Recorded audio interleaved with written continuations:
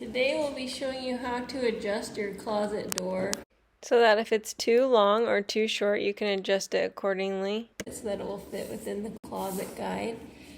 We went from carpet to a laminate floor, and the closet door is just a little bit too short now, so we're going to adjust it so that it will fit in the guide. So the wheels are located on the top of the door. Those will go into the track, and they have screws that you can unscrew and adjust them so that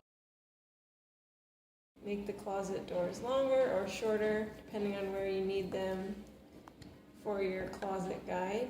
So we are going to make our closet doors a little bit longer so that they will fit in the guide, won't move out of place. Now you can see that the closet has been lowered and it fits in the guide a lot better. So if you needed to lower the closet doors, or if you needed to raise them up, shorten them, you can just adjust the wheels that go on the track. Hopefully that helps. Let us know if you have any questions, and hopefully you will subscribe to Big Al Repairs.